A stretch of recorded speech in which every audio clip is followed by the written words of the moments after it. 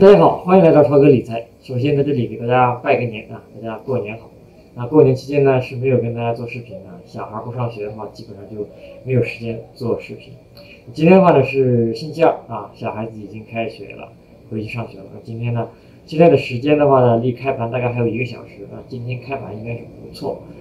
今天跟大家分享一下最近我看的两个视频啊，关于这个大盘怎么走。其实最近我一直在看，因为我陆陆续续在买股票，但是买的话呢也是非常谨慎的。那跟大家分享一下我看的这2个东西。首先第一个呢是这个视频啊，就这个人他讲这个视频，目前来讲的话呢，在网上以及在油管上很多的这个博主都在谈论这个问题。他这里面的原因呢是他讲了这样的一句话啊 ：I am predicting within weeks or months, the central bank's just going to lose control over it. It's just going to burst. If you notice, and this is the reason for my prediction here that we're going to see a 40% plus crash in just the next few months. 他这个基本就是他说的这个啊，就是说股市会回调40%啊，股票会回调40%，比特币的话呢会回调95%，黄金的话呢回到1000的话大概就是回调50%这样一种感觉。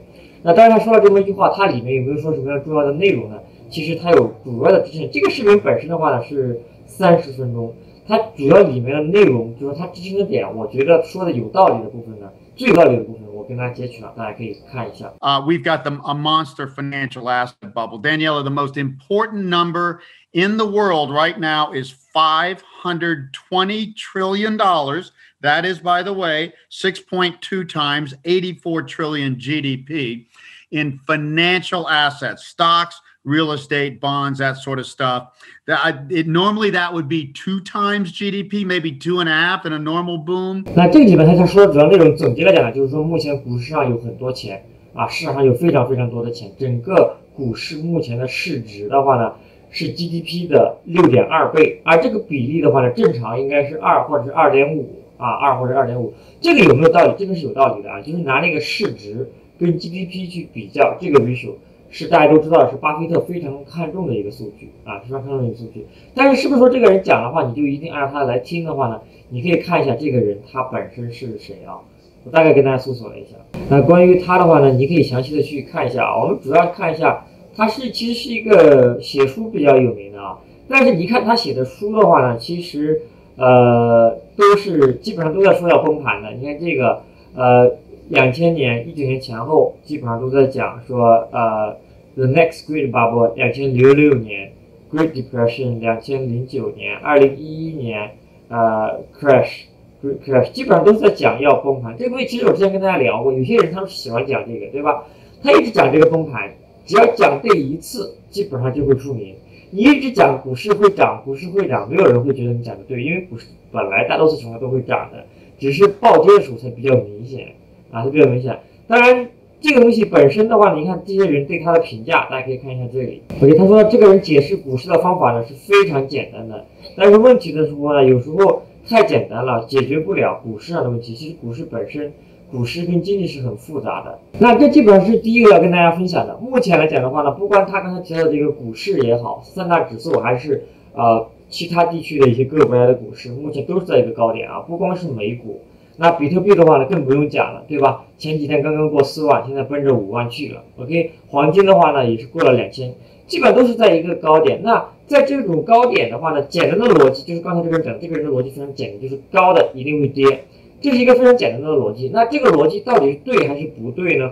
目前来讲，以我个人的情况，我更宁愿以倾向性去相信啊，股市会回调啊，回调个40%，然后我要现金全部买成股票，这个是最好的。但是你会不会因为说是我现在在等它可能会回调啊，或者是现在非常高一定回调，我就把股票全部卖掉啊，离开股市清盘，等它回调再进来呢？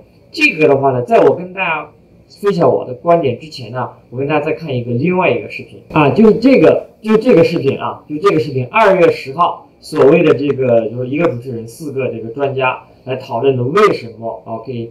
你应该 stay in market，OK？Why investor has to be in the market right now？ 就是说你要参与进来，你不能离开。像我来讲的话呢，目前就是没有什么太多的这个股票，我要慢慢的参与进来，要慢慢的开始买一些股票。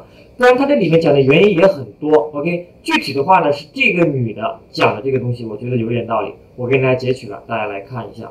Correction is getting more likely, or it's already here. We're trying to build a negative short-term case because stocks are, overextended. That's the bulk of the negative case. Amid a backdrop that's so positive. You don't want to be negative, not with the liquidity that we continue to talk about. And we've been talking about this, Scott, since March of last year. Massive amounts of liquidity.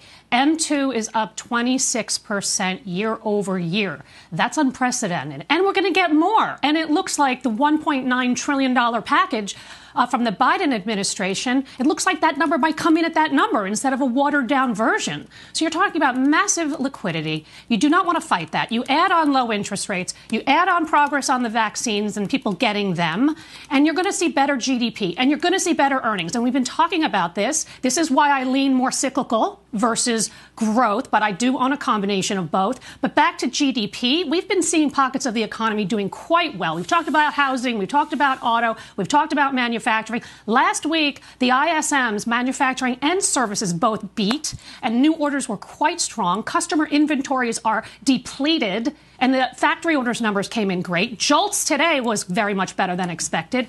And most importantly, the consumer is poised to spend eventually. I don't know the timing of that, but they have 14% in savings, and typically, on average, it's only 5%.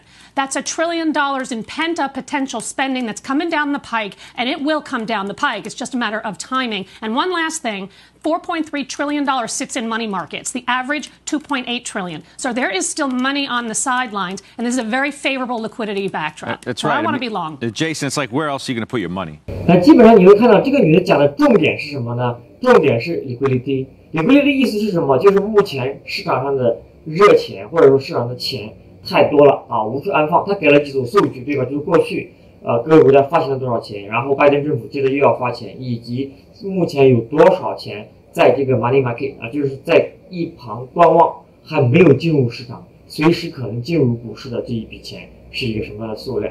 那所有这些因素综合起来，加上疫苗啊这些东西，股市在短期内可能不会走低啊，可能不会走低。那这种的话呢，基本上都是同样一个东西，就是因为市场上钱多，然后的话呢是liquidity，有人觉得会回调，有人觉得就是这些因素，股市不可能会短期内走低，你也不应该离场。